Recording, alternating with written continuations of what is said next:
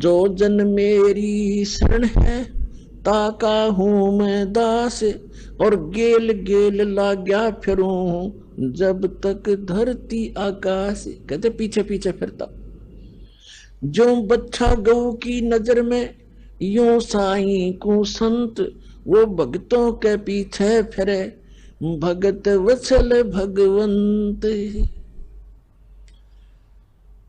अब दास ने आपको बताया कि जब आप परमात्मा पर निर्भर हो जाओगे, उस समय परमात्मा कहते हैं यदि आपको किसी वस्तु की आवश्यकता होगी तो मैं आपसे दूर नहीं, क्योंकि मुझे सारा पता है आपको किस समय किस वस्तु की आवश्यकता पड़ेगी।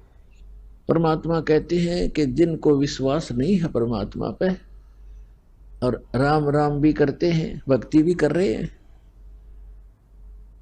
कहते क्या हुआ नाम जपणते जब मन में नहीं विश्वास। परमात्मा का विश्वास नहीं तो व्हाट इज यूज, उस भक्ति का यूज नहीं है। अब हम जैसे पुरानी कुछ अपनी कथाएं थी उनमें से साथ लेते हैं, वो भी भ्रमित ज्ञान था, उसको सुचारू करते हैं। अब जैसे एक नरसी नाम के सेठ थे, मेहता थे, और वो बड़े धनवान थे। 56 करोड़ की संपत्ति थी उनके पास, 56 करोड़ की संपत्ति, आज से लगभग 500-600 वर्ष पहले। और कंजूस इतना था कि चवन्नी खर्च नहीं करे, दान भी करना भूल गया। और ये माया जब बढ़ जाती है ये इंसान को दबा लेती है। परमात्मा कहते हैं इस माया को अपने ऊपर ना रखो, इसके ऊपर रहो। मोटरसाइकिल को सिर पे नहीं उठाना चाहिए, उसके ऊपर बैठकर चलना चाहिए। वो मोटरसाइकिल को सिर पर रखे हुए था, तो वह उसकी मूर्खता थी। परमात्मा ने उस दलदल से उस प्यारी आत्मा को निकालना था। और नरसिंह जी श्री कृष्ण जी के परम भक्त थे और दान करना बिल्कुल छोड़ दिया था। 56 करोड़ उसकी संपत्ति थी और साथ में उसकी हुंडी चलती थी। हुंडी माने जैसे आजकल बैंक हैं और बैंकों में ड्राफ्ट बनाए जाते हैं। यहां बैंक में पैसा जमा करा दो, जिसके नाम ड्राफ्ट हो वही ड्राफ्ट छीन भी ले, उसके साइन के बिना वो कैश नहीं करेगा, वो होगा ही नहीं कैश। तो इसलिए वो पैसे साथ ना ले जा करके ड्राफ्ट ले जाते, कागज सा होता है, चेक सा, और अगले बैंक में उसको जमा कर दिया जाता है। फिर वो वेरीफाई करके उसको कैश करते हैं। ऐसे हुंडी होती थी राजा की तरफ से, सरकार की तरफ से। ऐसे धनवान व्यक्तियों को कुछ सीमा बनाई थी कि 1000, 2000, 10,000 तक की आप हुंडी एक वर्ष में बना सकते हो, ड्राफ्ट बना सकते हो। वो क्या करते थे, पैसे रख लेते थे और अगले जिस शहर में उसने जाना था किसी यात्री ने या सेठ ने, उस शहर में भी ऐसे हुंडी अलाउड होती थी किसी को बनाना, तो उसी के नाम ही बनाई जा सकती थी। और उन दोनों के आपस में प्रमाण पत्र होते थे, उनके सारे वो कागजात उनके एक दूसरे के पास, हुंडी बनाने वाला है। तो ऐसे उनमें से भी एक था, वो दरियों में से, उसकी धर्मपत्नी कुछ धार्मिक ज्यादा थी। उसने कहा कि सभी व्यक्ति नगर गांव के गंगा स्नान करने जा रहे हैं, गंगा घाट पे, मुझे भी चलना है, मैंने भी जाना है, कुछ पैसे दे दो। वो कहने लगा पैसे का क्या करेगी, चल मैं भी साथ चलता हूं। उसने सोचा यह घना खर्च करेगी, मैं थोड़े में काम चला दूंगा। पैदल ले गया वहां से लेकर गंगा घाट तक। और जब स्नान करने लगे वहां ब्राह्मण विपर आ जाते हैं और कहते हैं कि स्नान करने वाले पहले कुछ दान दे तब तुम्हारा स्नान लगेगा। अब ऐसे उसके पास भी आगे परमात्मा खुद एक विपर रूप बना के और कहा सेठ जी दान करो, कुछ दान करो तब आपका स्नान लगेगा, वैसे स्नान से क्या फायदा। तो वो कहने लगा जी दान हम ना लाए, खर्चे खर्चे जोगे पैसे लाए हैं, दान हम फिर करेंगे, पैसा भूल आए हम। उसकी पत्नी कहने लगी दे दे कुछ थोड़ा बहुत ब्राह्मण को, ऐसा क्यों जुल्म कर रहा है तू। कहने लगा चुप रह तू, घड़ी ना बोल रहा है, चुप। नान लग गया। पंडित जी ने फिर कहा कि भाई नरा पानी में गोते मारने तो बात ना बना, कुछ धन का दान कर सेठ जी। उन्होंने सोचा ये ज्यादा बेइज्जती कर रहे हैं। कहने लगा 1 टका दूंगा, 1 टका। चलो दे दे जो तेरी इच्छा है। कहने लगा यहां ना दूं, मैं थोड़ी लाया हूं पैसे, घर आ जाना, नरसी मेरा नाम है, और वैसे ऐसे मेरा फलाना गांव है जूनागढ़ जैसा, और वहां आ जाना, सब जानते हैं मुझे। बोला जी ठीक है, चल प्रॉमिस पक्का है? पक्का पक्का। बोला ठीक है। अब वो स्नान ना धो के आगे घर पे। अब उन्होंने तो जाकर गठड़ी रखी थी घर पे, यात्रा से पीछे से परमात्मा पहुंच गए विपर रूप उन्हों के न्यू। दरवाजा खटखटाया, नौकर आया। हाँ जी बोलो ब्राह्मण। बोलो महात्मा जी क्या बात है? कि भाई सेठ जी से कहिए, सेठ जी से कहना मेरा एक दान स्वीकार करके आया था वो, और कहना वो ब्राह्मण अपना दान दक्षिणा लेने आया है, कृपा दे में फिर जाना है। नौकर ने जाके कहा जी कोई ब्राह्मण आया है, आपने गंगा जी पर उनको कुछ दान करने का प्रॉमिस किया था, वो अपना दान मांग रहा है। अब सेठ जी ने सोचा ये तो भाई चिपक गया, यहां भी आप मेरा कमबख्त। उसने क्या विचार ला कि आज इस यू यहां 1 टका मांगना आ गया, कल नहीं यो 2 टके मांगेगा, फिर यो 100 रुपए की ऐसे ही पीछे पड़ लेगा, इसने तो रास्ता मिल गया ये। तो सेठ जी ने कहा कि कह दे उसको ब्राह्मण को कि विश्राम कर, 2 दिन बाद आना, अभी सेठ जी थके हारे आए हैं, विश्राम करेंगे। नौकर ने ऐसा ही कह दिया। ब्राह्मण रूप में परमात्मा ने कहा ठीक है भाई, परसों ले जाऊंगा मैं और यहीं विश्राम करता हूं, इसके बाग में लेट जाता हूं। सेठ का बाग था, उसमें खावा फल फ्रूट बिछा गए, चद्दर लेट गए भगवान। अब सेठ जी को बताया गया, सेठ जी ने पूछा गया वो? अगर नहीं जी वो तो सामने लेट गया, बाग में लेटा हुआ है। अब जब तीसरा दिन हुआ फिर जाके दरवाजा खटखटाया कि भाई कहना सेठ जी को मेरा दान दक्षिणा दे, फिर मैंने और भी बहुत काम है। अब सेठ जी ने कहा यूं कह दो कि सेठ तो मर गया, मृत्यु को प्राप्त हो गया। अब उसने जाके नौकर ने कह दिया कि हमारे सेठ जी की मृत्यु होगी ब्राह्मण, हम बहुत दुखी हैं, आप जाओ। तो ब्राह्मण वेशधारी परमात्मा कहते हैं भाई यूं कैसे जाऊं, मेरा यजमान मर गया, अब तो अंतिम संस्कार करवा के जाऊंगा मैं।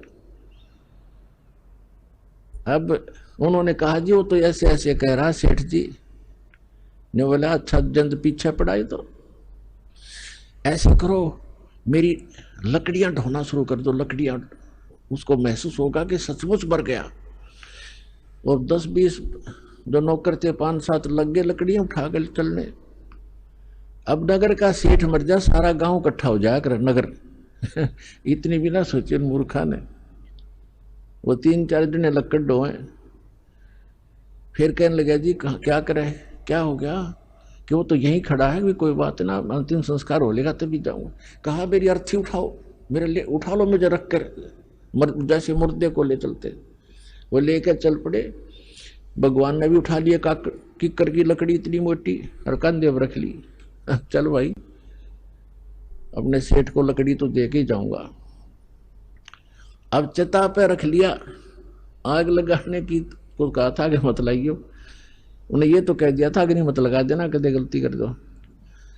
तो परमात्मा बोले भाई सेठ जी तू जीत्या, मैं आ रहा, रकम बख्श मरे तो मत, आत्महत्या तो ना करे, टके के पीछे चल मैंने माफ कर दिया तेरा टका, मैं जा रहा हूं। बोला सचमुच? कहा सचमुच। तब उठा सेठ जी उस चिता पर, सारी लकड़ी उठवा ली, कहते सारी उठाओ वापस, इतना भी मत छोड़ना यहाँ पर। और पुण्यात्मा ये स्वाभाविक है, जब माया जिसके पास घनी हो जाती है या ऊपर बैठ जाती है और इतना कंजूस हो जाता है वो व्यक्ति उसको कुछ भी आभास नहीं रहता, ऐसा नशा बन जाता है। अब सेठ जी ने सोचा बन गई बात, कटी टंटा गया और निकम्मा। अगले दिन गया सैर सपट्टे को घूमने को दूर, तो क्यों कई दिन का कमरा घर में बंद था, जंगल में घूमने गया सुबह सुबह। परमात्मा उससे पहले आ गया वापस, उसके वापस आने से पहले स्वयं आ गए नरसी रूप बना के एज इट इज, और नौकरों से कहा कि वो व्यक्ति जो 3 दिन से मुझे परेशान कर रहा था ब्राह्मण, आज वो मेरा रूप बना का होगा, और उसको धमका देना और बकवाद करे तो डंडे लगा देना, घना नहीं 1-2 छोटा लगा देना, और कह देना तू बहुरूपिया है, हमारे सेठ को ठगना चाहता है, हम सब जानते हैं तुझे। तो जो ही वो परमात्मा तो बैठ गए नरसी बन के गद्दी पे, नरसी आया सैर सपट्टे करता, नौकर खड़े थे चारों ने पता था ये तो सचमुच आ गया। उन्हें कह रहे हो बहुरूपिया वही खड़ा हो जा, अंदर मत आ जाइए। और वो उनका नाम ले ले कहता है अरे करोड़ी मिले हैं, तो स्वामी को धमकाता है कि हमने सब पता, तू जैसा स्वामी है वहीं खड़ा हो जाना, तेरा डंडे मार देंगे, आज आदेश हो गया है, तूने बहुत दुखी कर लिया हमारा सेठ तो अंदर बैठा है। अब उसके पैरों तले की धरती खिसक गई, सेठ जी का आज तक कर दिया काम इसने, अब ये एक नहीं सुने मेरी। अब उसने क्या किया, किसी वकील एडवोकेट का सहारा लिया और कोर्ट में केस कर दिया कि एक नकली नरसी बनकर मेरी संपत्ति हड़पना चाहता है।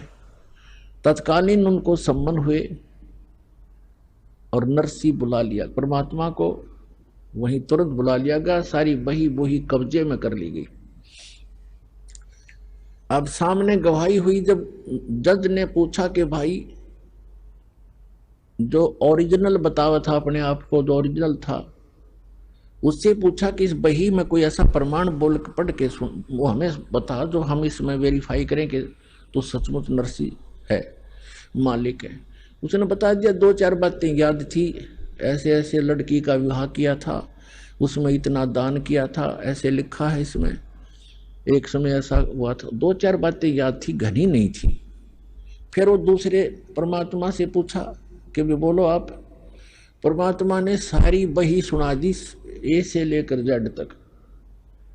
अब वो ओरिजिनल नरसी तो डुप्लीकेट सिद्ध कर दिया कोर्ट ने, और परमात्मा ओरिजिनल नरसी कर दिया। अब नरसी बैठ गया माथा पकड़ कर जंगल में जाकर बड़ी में बाहर कि ये कौन से जन्म का दुश्मन था, मेरी सारी संपत्ति हड़प ली। फिर परमात्मा गए विपर रूप धारण करके, कहने लगे नरसी भक्त। उसने देखा कि हाँ बोल, ईब के चावे तो मेरे थे, ईब के चावे है। तो कहने लगा मैं आपसे ये चाहता हूं कि आप अपना जीवन सुधार लो। सुधार दिया जीवन, तेने मेरी सारी संपत्ति हड़प ली। परमात्मा बोले कि संपत्ति पहले भी मेरी थी या तेरा भूल थी, काया अपनी है नहीं, ये माया कहां से हो। जब तेरा शरीर अपना नहीं है मूर्ख, इन चांदी के सिक्कों को तू अपना मान रहा है, तेरी बुद्धि भ्रष्ट होगी। और चरण कमल में ध्यान रखो भाई, इन दोनों को खो, इनको भूल जा। नंगा आया जगत में, नंगा ही तू जावे, बीच में ख्वाबी ख्याल है, ये मन माया भरमावे।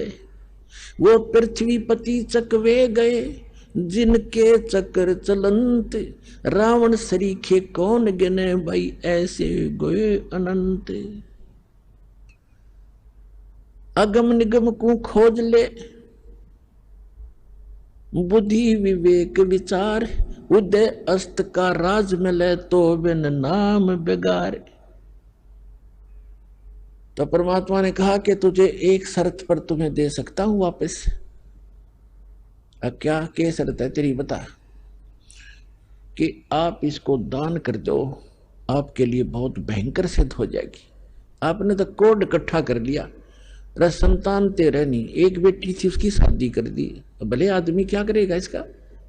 तेरी मृत्यु के बाद ये तेरे हकीकी बांटेंगे, ये चेता हुआ कि भाई, और तो बनेगा गधा।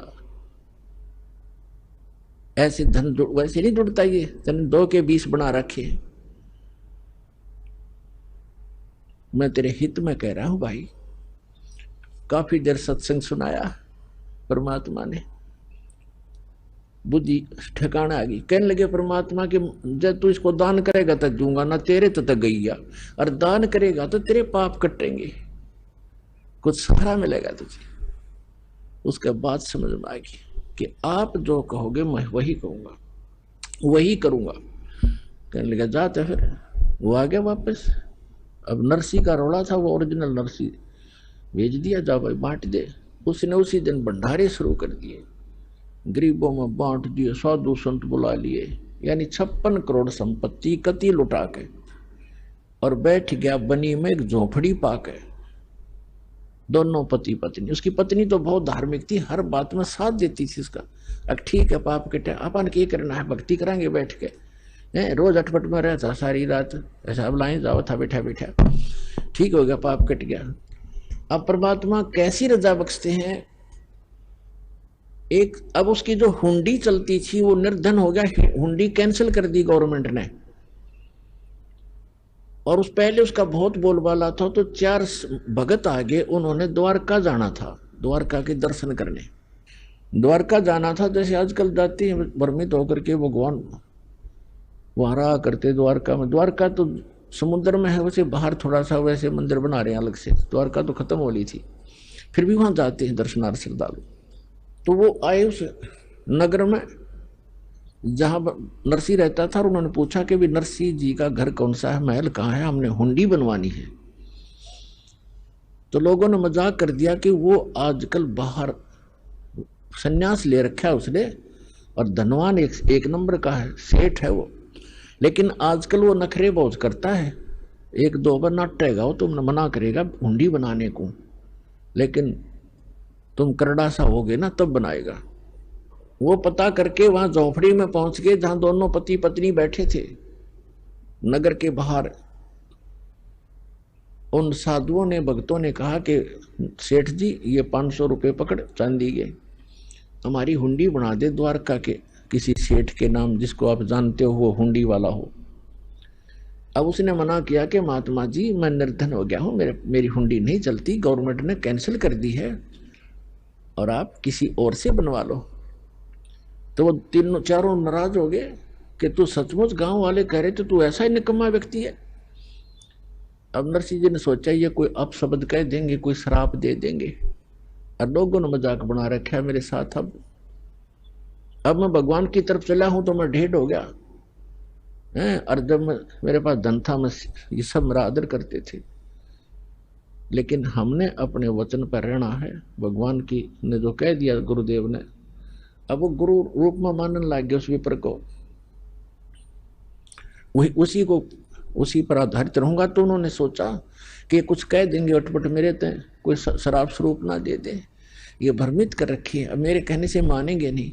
तो उसने कागज मंगा के, कागज लाओ, वो कागज ले आए गांव से, उस पर लिख दिया, क्योंकि श्री कृष्ण पुजारी था और सांवरिया का भगत था, सांवरिया भगवान का आकर कृष्ण जी ने, उस पर लिख दिया सांवल साहा, सांवल सेठ द्वारकापुरी, मैंने आपके 500 रुपये ले लिए हैं, इन श्रद्धालुओं को आप 500 रुपये दे दीजिए, मैं हुंडी बना रहा हूं। नरसी भगत, सेठ नहीं नरसी भगत लिख दिया।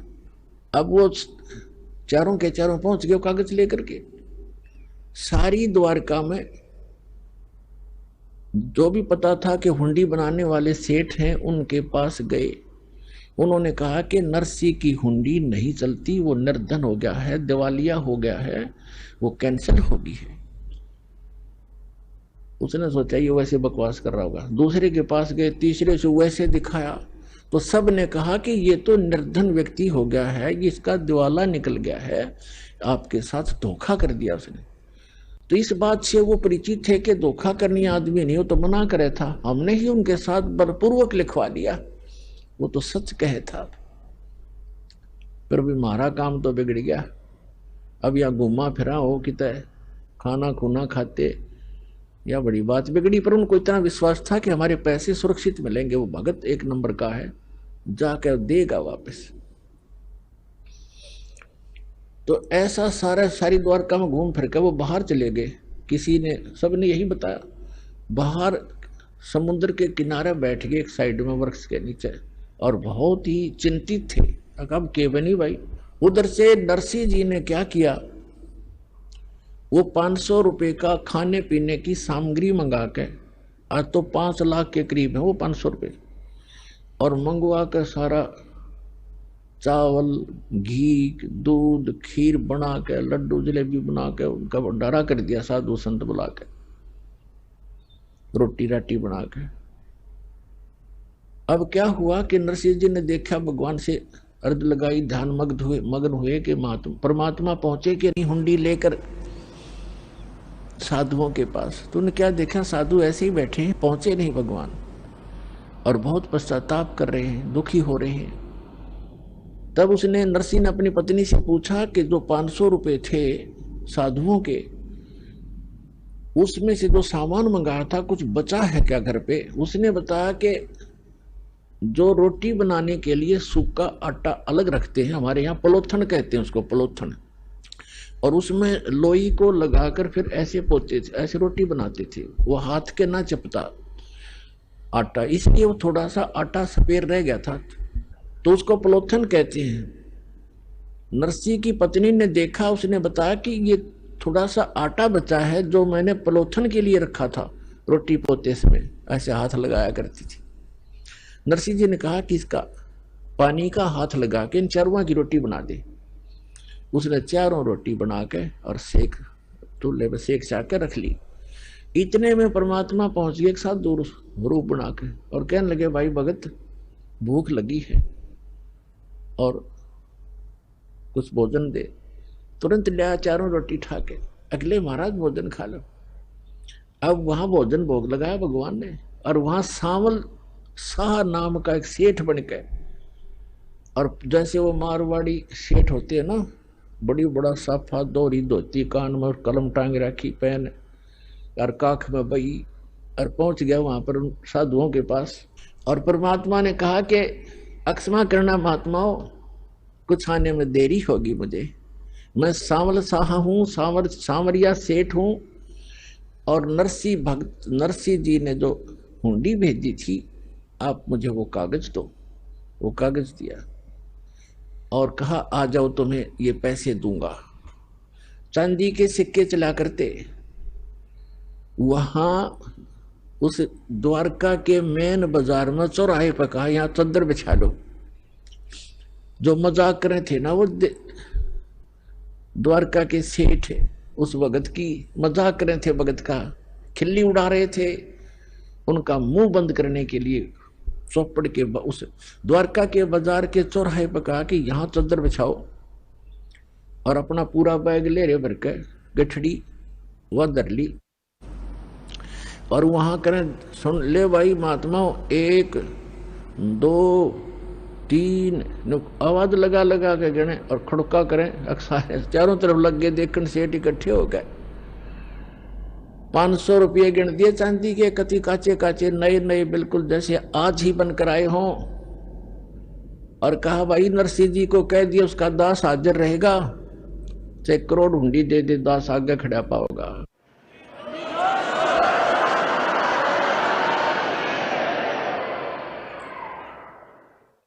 परमात्मा कहते हैं, जो जन में ताका हूं मैं दास, और गेल गेल लाग्या फिरूं, पीछे पीछे फिरूं, जब तक धरती आकाश। जो बच्चा गऊ की नजर में, यो साईं को संत, भक्तों के पीछे फिरे वो भक्त वत्सल भगवंत। अब फिर क्या होता है, गरीबदास साहिब जी ने परमात्मा कबीर जी के बारे में बताया है। नरसिंह जी की हुंडी दीनी, वह सांवल सा कहाया, द्योती का ब्याह भया, तब भात भरण को आया। अपने आत्माओं देखो, वैसे तो हमारी रस्म रिवाज बहुत गलत है जो हमने बना रखी थी, अब इनको हम मिनिमाइज करेंगे। लेकिन सतयुग त्रेता द्वापर में परमात्मा ने कहा था कि बहुत ही कम हंस पार हो पाएंगे, और इस कलयुग में मैं धीरे धीरे जो समय फिक्स किया है इसी के दौरान सबको पार करूंगा।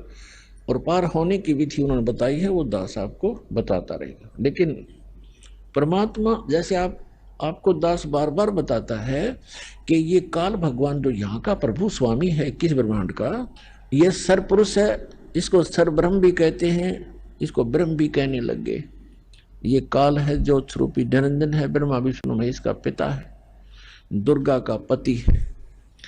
ये चाहता है कि यहाँ के प्राणी परमात्मा से अपरिचित रहें, गलत साधनाएं करें, भगवान से इनकी आस्था हट जाए और ये नास्तिक हो जाए। जब ये नास्तिक हो जाएंगे तो सुनेंगे नहीं भगवान के लिए।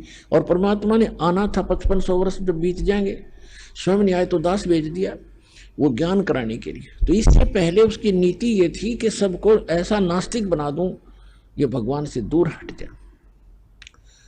और परमात्मा ये चाहते हैं कि इनमें इस कलयुग की पिछली पीढ़ी तक परमात्मा की आस्था चाह बनी रहे। आज तक हम देखो नरसिंह जी जैसे महापुरुष के उदाहरण आज तक गुणगान करते आए जितने भी प्रचारक थे, और जिस कारण से हमारी आस्था बनी रही कि भगवान ऐसा करता ही करता है। लेकिन ना उन प्रचारकों को कभी ऐसा हुआ, ना उनके उपासकों को कभी ऐसा हुआ, लेकिन उसके कारण हम डटे रहे कि भगवान ऐसा करता है, ऐसा हुआ है तभी तो गुणगान हो रहे हैं।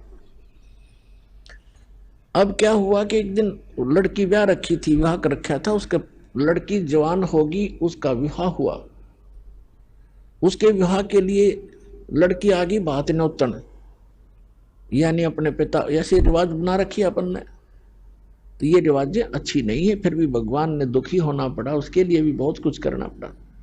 अब उसकी लड़की आई और पिता से कहा, पिताजी आपकी ज्योति का विवाह है, इस दिन बात है, आप आइएगा। तब उसने कहा कि मैं निर्धन कंगाल बेटी, ना मेरे पास दाम धन नहीं, पर आऊंगा बेटी मैं सुमरूंगा राम। जैसा भी कंगाल हूं मैं तेरे द्वार पर अवश्य आऊंगा। लड़की चली गई। लड़की जैसे वहां प्रतिफल में कुछ दिया करते हैं, बेटी जावे भात नौत का कुछ नहीं दिया। इसको देखकर उसकी सास, लड़की की सास ने बहुत कुछ उलाहने दिए, लड़की को बहुत बुरा भला कहा कि उसने नाश कर दिया, सारी संपत्ति लुटा दी, कंगाल होकर बैठ के हमारी बेइज्जती करवा दी, कदे कदे हमारी इज्जत शिखर में थी।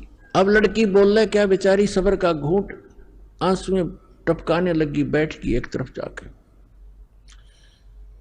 अब नरसिंह चिंतित हुआ कि कैसे वहां पहुंचेंगे, कौन मेरा साथी होगा।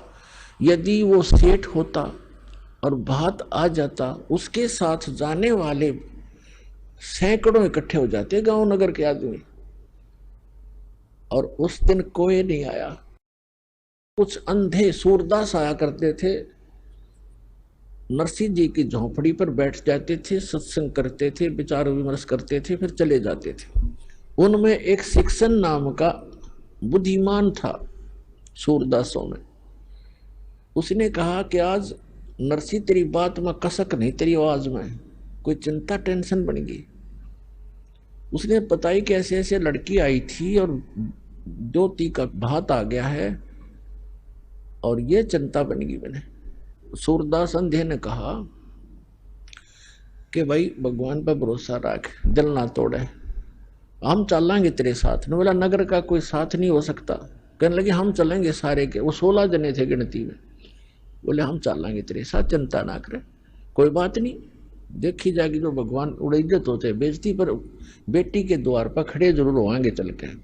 तो वहां सफर करने के लिए पहले बैलगाड़ियां थी, अब बैलगाड़ी उसके पास नहीं, गांव से मांग कर लाया। किसी ने बैल ऐसा दे दिया जो घर से मांगी वस्तुधारी ऐसे देते थे जो घर से रिजेक्टेड सी हो।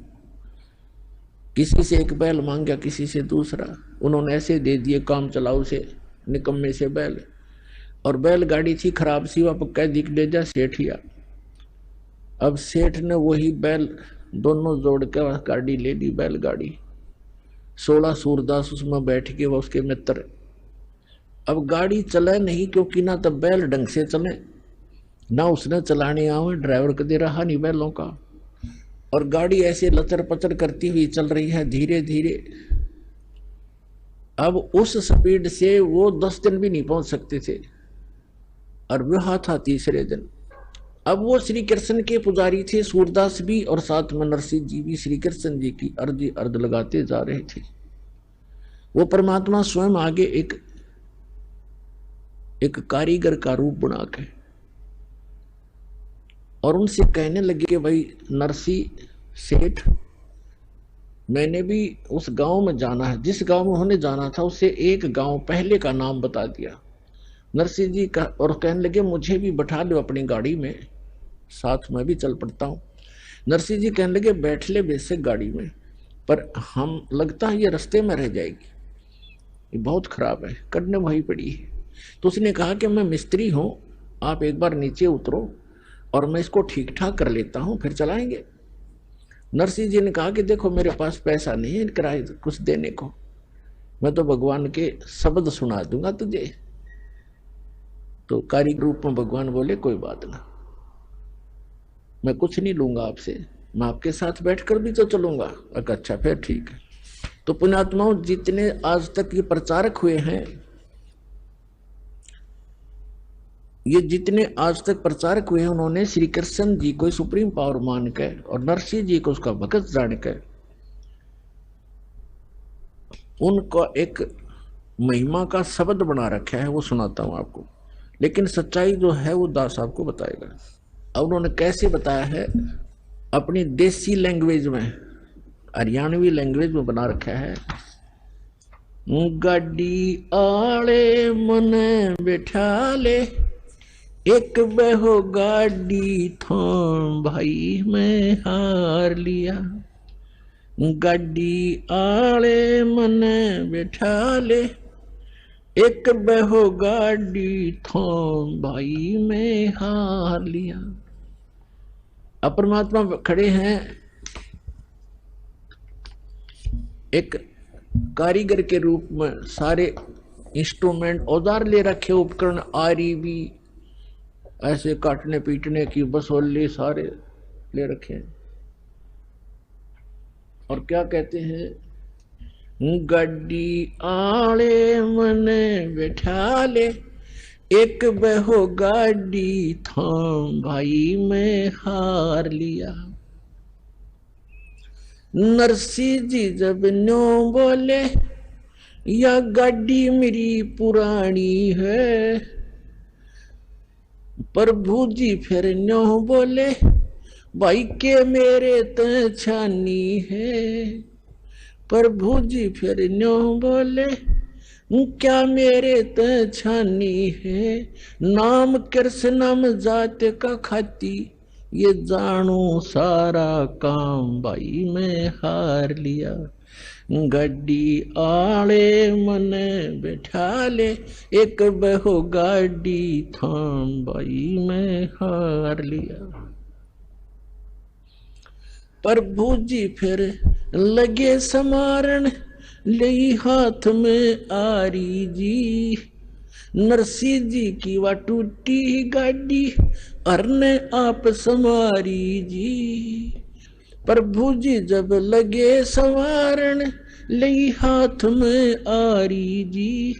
नरसिंह जी की वा टूटी गाड़ी, अरने आप समारी जी। नरसिंह बोला मैं शब्द सुना दूं, ना देने को दाम भाई मैं हार लिया।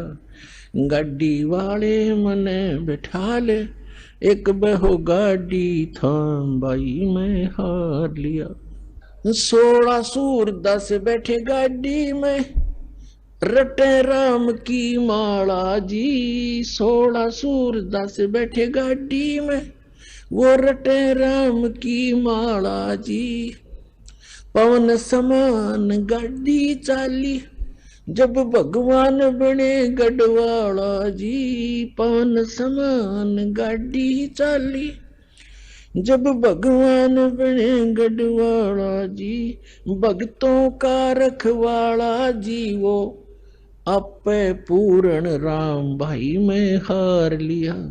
गड्डी आले मने बैठा ले, एक बहो गाड़ी थाम भाई में हार लिया। बैलों बल बैलों में आया जी, बैलों ऊपर हाथ फेर दिया। बल बैलों में आया जी, कई रोज का पंथ विकट था, पल माहे पहुंचाया जी। कई रोज का पंथ विकट था, पल माहे पहुंचाया जी। वो प्रभु खाती चला गया भाई, कर संतों प्रणाम भाई मैं हार लिया। गाड़ी आले मने बिठा ले, एक बहो गाड़ी थाम भाई मैं हार लिया। कृष्ण तो रथवान बने, ये कबीर बने रखवाला जी। कृष्ण तो रथवान बने, कबीर बने रखवाला जी। जो सतगुरु के शरणा आगे, वो भगत जीत गए पाला जी। जो सतगुरु की शरणा आगे, वो भगत जीत गए पाला जी। संत करे नहीं टाला जी, परमेश्वर करे नहीं टाला जी। वो सारे सबके काम भाई मैं हार लिया। गाड़ी आले मने बैठा ले, एक बहो गाड़ी थाम भाई मैं हार लिया। इन कथाओं से हमने शिक्षा लेनी है, क्योंकि पहले तो हम बालक थे। हमने कोई कह देता कि ये आसमान बहुत निकट था, दादी अम्मा ने एक सितारा तोड़कर और ऐसे ऐसे कर दिया, इसलिए दूर भाग गया, तो हम सारी मान लेते थे ऐसे होगा। अब हम ये बातें नहीं सुनेंगे किसी की कि श्री कृष्ण जी ने ऐसा कर दिया, फलाने ने ऐसा कर दिया। गीता अध्याय नंबर 15 के श्लोक नंबर 17 में स्पष्ट किया है कि उत्तम पुरुषत्व अन्य परमात्मा की उदारते, यह लोक धर्म अवश्य विवर्ती अवैश्वर है, जो सबका धारण पोषण करता है, सबकी केयर टेक करता है, तीनों लोकों में सबका वही एक ही मालिक है। वही सब अपने भगत से पहले पुण्य करवाता है, फिर उसके आधार से अब स्वयं ही उसकी मदद करता है। तो कहने का बात यह है कि नरसिंह जी जब नो बोले, नरसिंह जी ने कहा कि गाड़ी मेरी पुरानी है, कंडम है, ये चल नहीं पा रही है। तो परमात्मा ने कहा ये क्या मेरे तो छानी है,